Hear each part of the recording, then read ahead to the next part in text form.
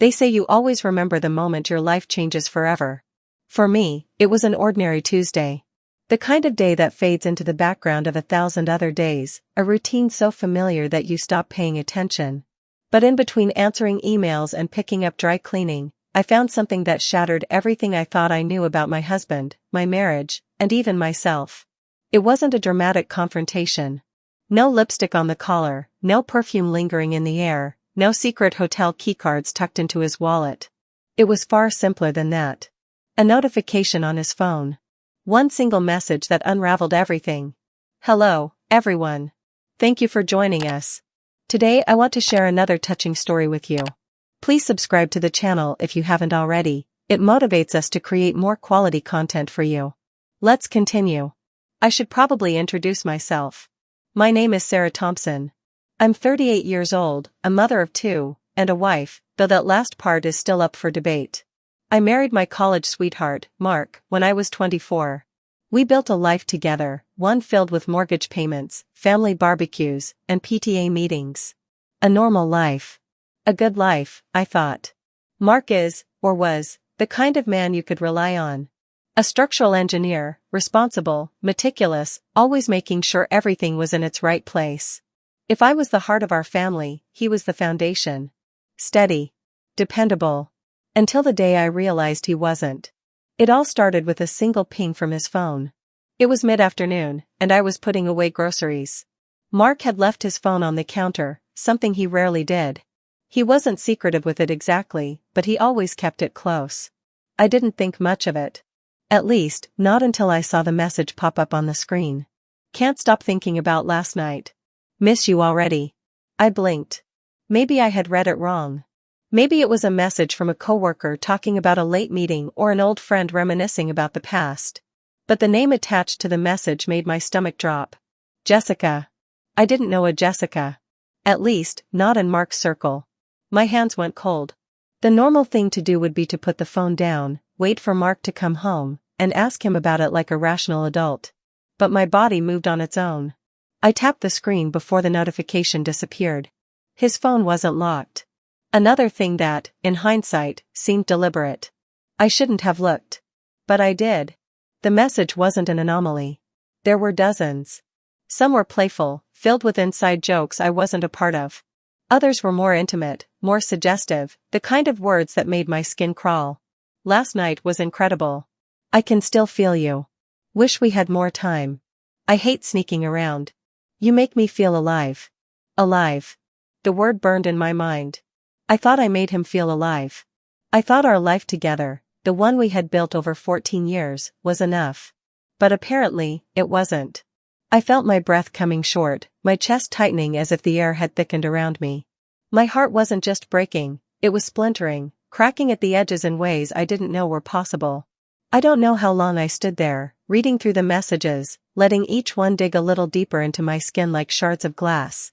By the time I heard the garage door open, signaling Mark's arrival, my hands were trembling so badly I almost dropped the phone. Panic surged through me. What was I supposed to do? Confront him immediately? Pretend I didn't know and gather more evidence? Scream? Cry? Throw his phone against the wall? But instead of doing any of those things, I did something that surprised even me. I put the phone back exactly where I found it. Then, I forced myself to smile as Mark walked through the door. Hey, babe, he said, leaning in to kiss me on the cheek, just like he always did. His voice was warm, familiar, dripping with the kind of love that had once felt unshakable. I could almost pretend that nothing had changed. Almost. But as I stood there, the weight of my discovery pressing down on my chest, one thing became clear. Everything had changed. And Mark had no idea that I knew. I don't know how I got through that first evening. I made dinner like I always did, chicken parmesan, Mark's favorite.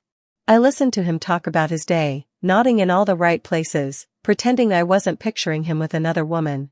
The worst part? He didn't act any differently. Not one stuttered word, not one nervous glance. He kissed the kids goodnight, helped me load the dishwasher, and even made a joke about how bad he was at folding laundry. It was a normal night. Except it wasn't. I studied him as he scrolled through his phone after dinner, comfortably reclined on the couch, completely unaware that I knew. I wondered how many times he had texted her while I sat beside him. How many times he had smiled at me with lips that had just told another woman he missed her. My stomach twisted. I wanted to scream, to throw his phone at the wall and demand answers. But something inside me told me to wait. Not because I was afraid, I wasn't. Not because I wasn't sure what I saw, I was. But because I needed more. I needed to know who she was. How long it had been going on. How far he had taken it. So I played the role of the unsuspecting wife a little longer. That night, as Mark slept beside me, I lay awake, staring at the ceiling, my mind running in endless circles. Who was Jessica? A coworker? Someone he met online? A random woman he had picked up at a bar? No, that last one didn't fit. Their messages were too familiar, too comfortable. This wasn't a one-time mistake. This was something deeper. By morning, I had made a decision. I wasn't just going to confront him. I was going to find out everything first. And I knew exactly where to start. The next day, I waited until Mark left for work before opening his laptop. Unlike his phone, this was something I had easy access to. He had never bothered to put a password on it, not because he trusted me, I realized, but because he had never thought he needed to. The first thing I checked was his email. Nothing suspicious. Work updates, bills, and Amazon order confirmation. Then I moved to his social media. Again, nothing. But when I opened his Google account, my heart pounded in my chest. Because there, in his search history, was her name. Jessica Carter. I clicked on it before I could second-guess myself. A Facebook profile popped up. She was younger than me. Maybe 30, at most. Blonde, slim, the kind of woman you'd expect to see in a boutique clothing ad. She had a bright, perfect smile in every photo, a confidence that made my stomach tighten. And she wasn't just some random woman. Because in one of her photos, taken at an office holiday party, standing just 2 feet away from her, was my husband. I felt like the air had been punched out of my lungs. Mark had told me about that party. He had even shown me a picture from it, but not this one. Not the one where he was standing so close to Jessica that their shoulders nearly touched. This was it. This was her. And now that I knew who she was, I needed to know everything else. I wasn't just going to sit back and let this happen. I was going to find out the truth. Even if it destroyed me. Knowing her name made everything feel more real. Jessica Carter. She wasn't just some shadow lurking in Mark's messages anymore. She had a face. A life. A place in my husband's world. And I needed to know exactly what that place was. I spent the next hour scrolling through her Facebook profile, studying every post, every comment. Most of her photos were harmless, vacations, brunches with friends, pictures of her dog. But as I dug deeper, I started noticing the patterns. Mark liked her posts. Not all of them, not enough to be obvious. But just enough that, looking back, I could see the trail he had left behind. A comment here. A heart reaction there. Things I had never noticed before because I had never thought to look. Then I found it. A photo from a work trip 6 months ago. I remembered that trip. Mark had called me from the hotel, told me he was exhausted after a long day of meetings. He had sent me a picture of his room service dinner, a steak and a glass of whiskey, before saying goodnight. But in Jessica's photo, taken that same night, there was the same steak. The same whiskey. And sitting across from her, partially cropped out of the frame, was Mark. My hand shook as I stared at the image. He had been there with her. That wasn't a business dinner. That was something else. Something more. I closed my laptop, my pulse hammering in my ears. This wasn't just texting. This wasn't just some innocent flirtation that had gotten out of hand. This was an affair. A full-blown, real-life, lie-to-your-wife affair. And Mark had been living it for at least 6 months. The anger hit me first. It burned through me so fast I had to sit down. How could he do this? How could he lie to my face, night after night, and then come home like nothing had happened? How could he kiss me, touch me, sleep beside me, knowing he had been with her? But then, just as quickly, the anger twisted into something else. Doubt. Had I missed the signs? Had I been too trusting? Too blind? No. No, this wasn't on me. This was his choice. I wasn't going to let him turn this into something I had failed at. I needed a plan. By the time Mark got home that evening, I had already decided what I was going to do. I wasn't going to confront him yet. Not until I had more. I needed to know how far this had gone, how deep his lies ran. So I did something I never thought I'd do. I set a trap. After dinner, while Mark was in the shower, I picked up his phone. I had already seen the messages, so I knew exactly where to look. I typed out a reply to Jessica. I can't stop thinking about last night either. Wish I could see you again soon. Then I deleted the message. Because I didn't need to send it. I just needed to see if Mark would. If he texted her first, if he reached out the way I expected him to, I would have my answer. And once I had it, there would be no going back. Waiting was the hardest part. I didn't sleep that night. Not really. I lay there, my back turned to Mark, listening to his breathing. Steady. Peaceful. As if he wasn't living a double life. At some point, his arm draped over my waist, his body curling into mine like he had done for years. It used to make me feel safe. Loved. Now it made my skin crawl. I had to force myself to stay still, to breathe evenly, to pretend I was the same woman I had been yesterday, the one who didn't know her husband was in love with someone else. But I wasn't. Morning came too fast. Mark rolled out of bed, stretching like it was any other day. He kissed my forehead, told me he was meeting a client after work and might be late. I almost laughed. I had memorized Jessica's work schedule from her social media stalking. She was off today. And I had a sick feeling I knew exactly who his client was. I watched him as he got ready. He hummed to himself while shaving, buttoned up a crisp blue shirt I had bought him for our anniversary last year. I wondered if he had worn it for her before. My stomach churned. I knew I could end this right now. I could tell him I knew, throw his own words back in his face, demand explanations. But that wasn't enough for me. I wanted to catch him in his own lie. I wanted proof. So, as he grabbed his phone from the nightstand, I held my breath.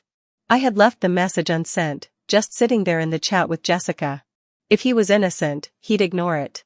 But if he wasn't... Mark unlocked his phone, tapped his screen a few times. I tried to keep my expression neutral, but inside, my heart pounded. Then, as casually as anything, he slid his phone into his pocket and turned to me with a smile. "See you tonight, babe." And then he was gone. I counted to 30 before grabbing my own phone. My hands were shaking as I pulled up Jessica's number and Mark's messages. And there it was. The message I had typed. Only now, it had been sent. I had proof. Cold, undeniable proof that my husband was a liar. That he wanted her. That he was willing to risk everything to keep this going. And yet, I still felt like I was drowning. I had spent years of my life with this man. Built a home, a family, a future. And now, with one single text message, I had to face the truth. That future was a lie. So what was I supposed to do now? I could wait. Let him dig his own grave a little deeper. Or I could take back control. And for the first time in this entire nightmare, I finally knew what I wanted. I sat on the edge of the bed, staring at my phone, my heart hammering against my ribs. The text sat there, undeniable. Mark had seen the message I had typed to Jessica and sent it himself. I had given him an out, an opportunity to ignore it, to prove me wrong, to show that maybe, just maybe, this wasn't what I feared it was. But he had walked right into my trap. It wasn't just the affair itself that crushed me. It was the certainty. The fact that, given the choice between stopping this and continuing to betray me, he had chosen her. And now, I had a choice to make. For most of the morning, I moved in a haze. I got the kids ready for school, packed their lunches, went through the motions of a life that was still supposed to be mine. It was surreal, pretending everything was normal when I knew my marriage was already in ruins. But pretending was exactly what Mark had been doing for months. And if I was going to get through this, I needed to be just as good at it as he was. I waited until the house was empty before sitting down with my laptop again. It was time to go deeper. If Mark thought he could outsmart me, he was wrong. I started with his phone records. I had access to our phone plan, something he must have forgotten. Within minutes, I was scrolling through his call logs, my breath catching at what I found. Jessica's number was everywhere. Late-night calls when he was supposedly working late. Midday check-ins. Calls that lasted almost an hour when he was stuck in traffic. I clicked over to his text logs. The number of messages between them was staggering. Thousands over the past 6 months alone. And then, I saw something that made my blood run cold. A charge on our shared credit card from 2 weeks ago. A hotel. A hotel less than 15 miles from our house. I gripped the edge of the table, nausea rolling through me. He hadn't even tried to hide it. He had used our money, to pay for a room where he could be with her. That was the moment something inside me snapped. I wasn't just sad anymore. I was angry. By the time Mark came home that evening, I had already made my plan. I wasn't going to confront him yet. Not in the way he expected. No, I wanted him to feel it. To feel what it was like to live in uncertainty. To question every look, every silence, every word I spoke. I was going to make him doubt me the way I had doubted him. And when he least expected it, when he thought he still had control, I was going to take everything from him. Because I wasn't just the betrayed wife anymore.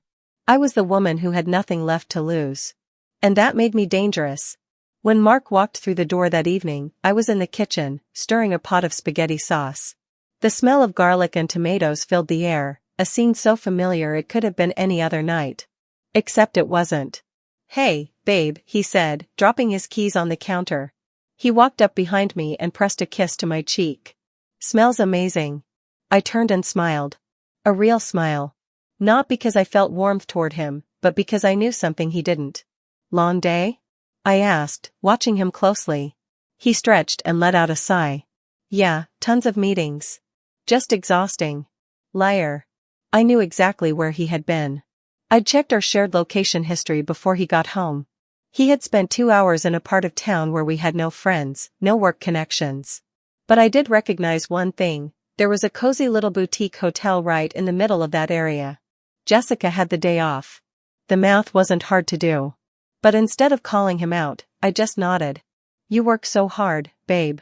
Mark smiled, looking relieved. Good, I thought. Let him think he was still getting away with it. Let him dig his grave deeper. That night, after the kids went to bed, Mark sat on the couch scrolling through his phone. I sat beside him, pretending to watch TV while my mind raced through my next steps. If I played this right, I could make him feel it. Make him start to wonder.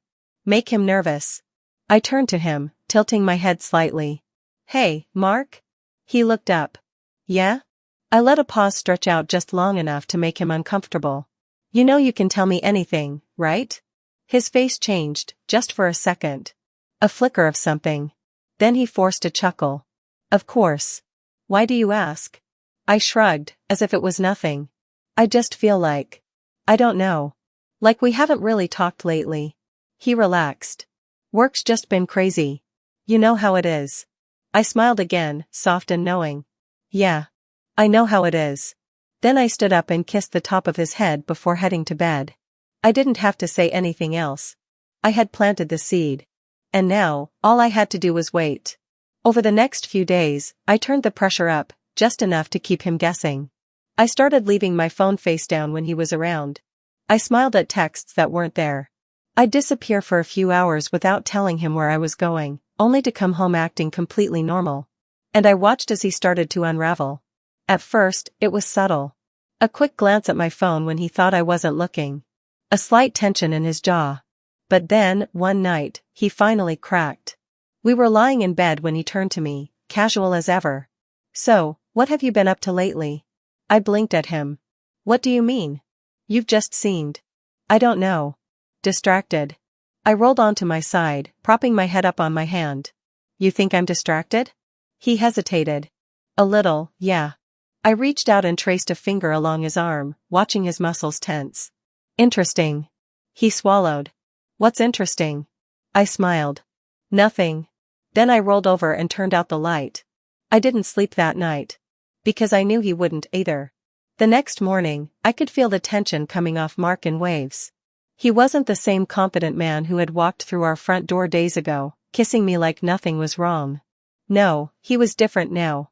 Jumpy. Distracted. Good. I played my role perfectly, acting like the same loving wife I had always been. I packed the kids' lunches, kissed them goodbye, and even left a steaming cup of coffee on the counter for Mark, just like I did every morning. He hesitated before picking it up. "You're in a good mood," he said carefully. I turned to him, letting my eyes linger on his face for just a second too long. "Why wouldn't I be?" Mark studied me, like he was trying to solve a puzzle where the pieces didn't fit. Because in his mind, I was the predictable one. The steady one. The woman who would never, ever lie. But now, I had flipped the script. And he didn't know what to do about it. That afternoon, I set my next trap. I accidentally left my phone unlocked on the kitchen counter while I stepped into the other room. The screen was on, open to a text message conversation. It wasn't real, of course. I had typed a message to myself using a secondary number I created through an app. But the contact name? That was the real bait. Jason. A perfectly vague, yet slightly intriguing name. Not a woman's. A man's. And the message I left open for Mark to see? Last night was exactly what I needed. Can't stop thinking about it. Then I waited. When I stepped back into the kitchen 5 minutes later, Mark was standing by the counter, his face unreadable. But I knew he had seen it. Still, he tried to play it cool. "Hey," he said, forcing a smile. "You, heading out today?" I picked up my phone casually, locking the screen. "Yeah, just running some errands." I watched his throat bob as he swallowed. "Oh. Cool. Need any help?" I almost laughed. He was trying to keep his voice neutral, but I could see the cracks forming. He was unraveling. He was feeling it now. The same paranoia. The same uncertainty. The same gut-wrenching fear that maybe, just maybe, his spouse wasn't who he thought they were. And it was delicious. By the time dinner rolled around, Mark was restless. His knee bounced under the table, his fork scraping against his plate. He barely touched his food. Finally, he couldn't take it anymore. "So," he said, setting his fork down. "Who's Jason?" I feigned confusion. "Jason?" His jaw tightened. "Yeah. Saw a message on your phone earlier." I tilted my head, pretending to think. "Oh, Jason." Mark's fingers curled into a fist on the table. "Yeah. Jason." I smiled, slow and knowing. Then I reached for my wine glass and took a sip, letting the silence stretch just a second too long before answering. "He's someone I've been talking to." I watched as every muscle in his body tensed. His face went pale. And just like that, the power had shifted. The moment the words left my mouth, I saw it. The flicker of panic in Mark's eyes. The way his grip tightened around his fork. The barely perceptible clench of his jaw.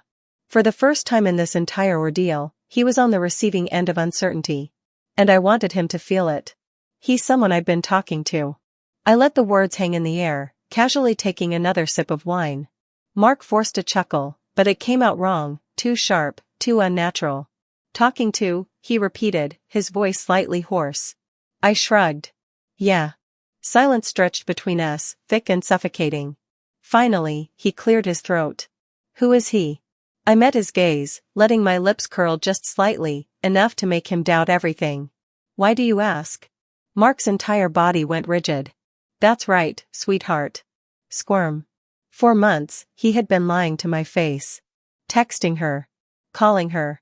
Meeting her in secret, touching her, kissing her.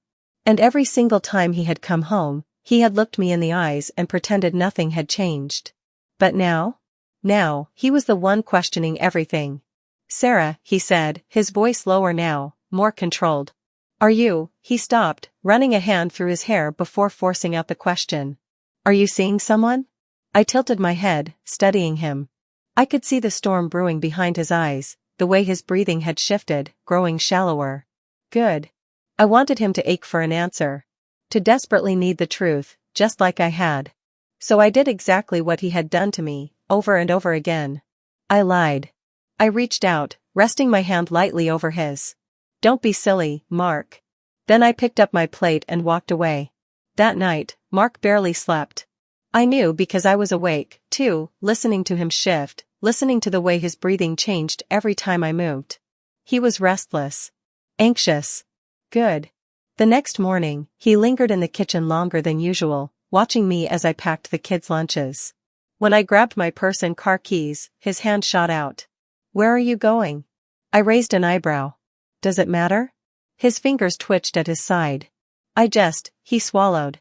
"You didn't say anything about plans today." I smiled, tilting my head slightly. "Huh. Guess I didn't." Then I kissed his cheek, just like he had done to me so many times before, and walked out the door. Leaving him standing there. Stewing. Panicking. Doubting. And for the first time in a long time, I felt something close to satisfaction. Because Mark was finally starting to break. Mark was unraveling. I could see it in the way his hands fidgeted, in the nervous glances he shot my way when he thought I wasn't looking. Good. He had spent months deceiving me, feeding me lies with a smile, slipping into another woman's arms while coming home to mine. Now, it was his turn to drown in uncertainty. And I was going to let him. The real beauty of it was that I didn't even have to do much. I left my phone face down. I hummed under my breath as I typed fake messages to myself, just loud enough for Mark to hear. I left the house without explanations. I lived in the same ambiguity he had forced upon me. And it was driving him insane. On Friday night, we were getting ready for bed when he finally cracked. "Sarah," he said abruptly, his voice tight. I didn't answer right away. I was standing in front of the mirror, brushing my hair, watching his reflection behind me. He was sitting on the edge of the bed, shoulders tense, fists clenched at his sides. He looked like a man standing on the edge of a cliff, terrified of what came next. I almost smiled. "Yeah?" I said, keeping my voice light. He exhaled sharply. "Are you cheating on me?" The question sent a sharp thrill through me. Not because I was actually doing anything wrong, but because he had no idea what was real anymore. I turned slowly, setting my brush down on the dresser. "That's an interesting question." His jaw twitched. "It's a simple one." I took a step closer, watching his Adam's apple bob as he swallowed. "Is it?" Silence. He was waiting for me to crack. Waiting for me to reassure him. Waiting for me to tell him that he was the only liar in this marriage. But I wasn't going to give him that. Not yet. Instead, I leaned down, kissed his forehead softly, and whispered, "Now you know how it feels." Then I turned off the light and climbed into bed, leaving him sitting there, staring into the darkness, and finally understanding what it felt like to be me. Mark didn't sleep that night. I knew because I could hear him shifting beside me, his breathing uneven, restless. I wondered if he was replaying every lie he had told me. Every secret text. Every stolen moment with Jessica. I wondered if he was finally realizing what it felt like to not know. To question everything. To feel his own world crumbling beneath him. Good. He deserved every second of it. By morning, the tension in the house was suffocating. Mark barely spoke as we got the kids ready for school.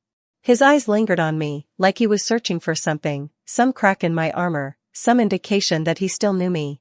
But he didn't. Not anymore. He had destroyed that the second he chose her. And I was done pretending otherwise. After the kids left, he finally broke. "Sarah, we need to talk." I took a sip of my coffee, meeting his gaze over the rim of my mug. "About what?" He exhaled sharply. "You know what." I set my mug down, tilting my head slightly. "Do I?" His hands curled into fists on the table. "Are you cheating on me?" I let the question hang in the air, savoring the way his voice cracked on the last word. Then I leaned forward, resting my elbows on the table, and gave him the same blank stare he had given me so many times before. "Would it matter?" He flinched. I saw it, the way the words hit him like a slap. He opened his mouth, then closed it, his throat working as he swallowed. I let out a slow breath. "Tell me, Mark. If I had been sneaking around for months, lying to your face, meeting some other man in hotel rooms, would it matter?" He looked away. I shook my head, laughing under my breath. "That's what I thought." I pushed my chair back and stood up. "You don't get to demand answers from me," I said, my voice quieter now. Sharper. "Not when you're the one who tore this marriage apart." He sucked in a breath. "Sarah, No," I cut him off. "You don't get to lie to me for months and then act like you're the victim." Silence. He had nothing to say to that. Because we both knew the truth now.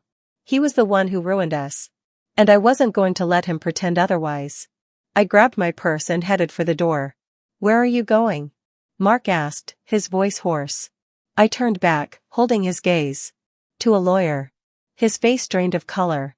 I almost felt bad for him. Almost. But then I remembered Jessica. I remembered the hotel charge. I remembered every single night I had spent lying awake, wondering what I had done wrong. And I realized I didn't owe him anything. Not anymore. So I walked out the door. And for the first time in months, I finally felt free. Thank you for watching. If this story touched your heart, don't forget to hit that like button and subscribe to the channel for more inspiring stories. Share this video with your loved ones, it might brighten their day or give them a new perspective. And before you go, check out the video on your screen. It's another heartfelt story you won't want to miss.